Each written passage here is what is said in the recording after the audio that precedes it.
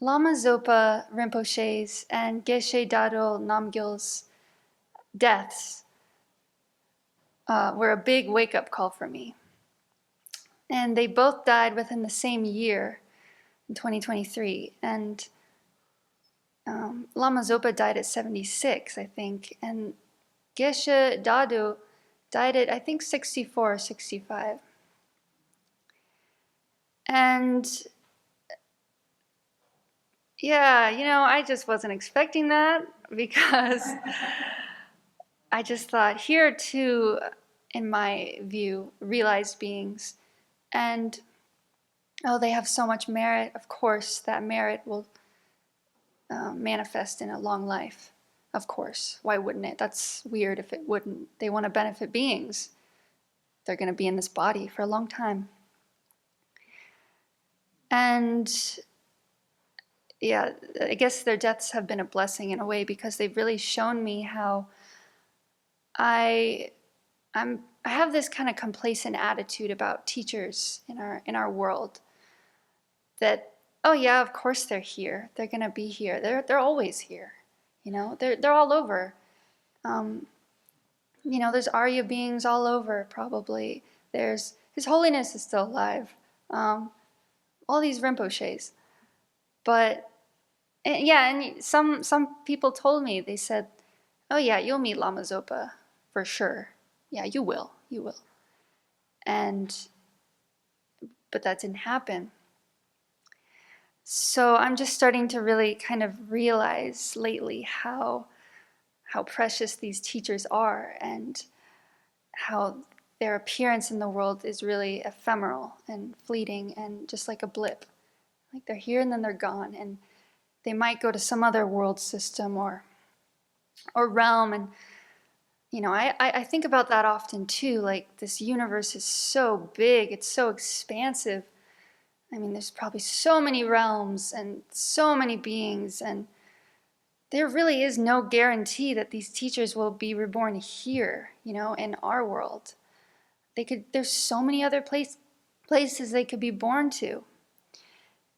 And yeah, hopefully they come back, they have a karmic connection, but who's to say they'll come back immediately in my lifetime when I'm 50 or something? Or even if they do come back in my lifetime, they're going to be a baby. And then I'm going to have to wait 20 years. All of us will have to wait 20 years maybe until they're an adult and they can share the Dharma if they want, So I've just been seeing that I have this complacent attitude. And I don't want to have that. I aspire not to have that. And when I see guests who come here, I've been really impressed by how they're willing to put so much effort to coming here for like a 2-day retreat. They'll rearrange their lives and spend money, what I think is a lot of money, for like a plane ticket to come here. And it's not easy. And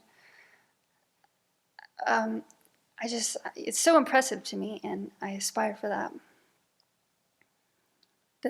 And I meet people too, and people who live here, who they say, oh, I went to meet this teacher, I went to meet that teacher, I went to receive these teachings. And in my mind, I think, wow, that's really cool, because I don't really have that attitude, I guess. I just think, oh, that seems like a lot of work. It seems like a lot of money.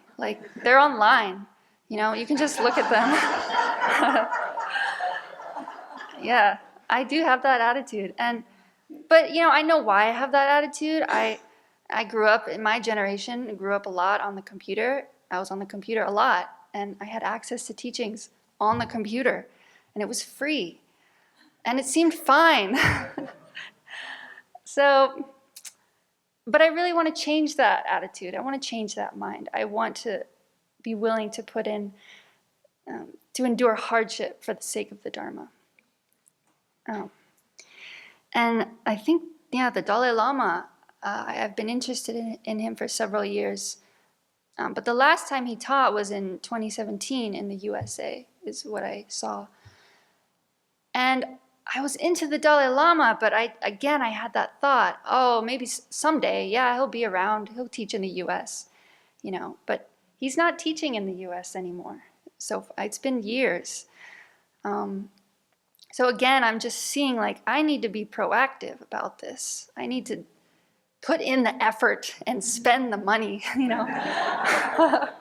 which is not easy. It's like, oh my God. Okay, but yeah, I want to do that. So, and I know for people online, it's, again, for you guys too, it's so easy, our retreats are online, our discussion groups are online, our meditations are online. You can just watch. But it really is different being here in person, and you create so much more merit. You create so much more merit coming in person. So yes, that's a good incentive. So I just wanted to share that shift that's happening in my mind, because I've been hearing it again and again, living here, from Venerable and other people, like, oh, it's so great to be in person. It's so precious, and I'm just kind of sitting there like, okay, like, what's the big deal? But now, I think it's getting in there. So yeah, may all beings, want to endure hardship for the Dharma and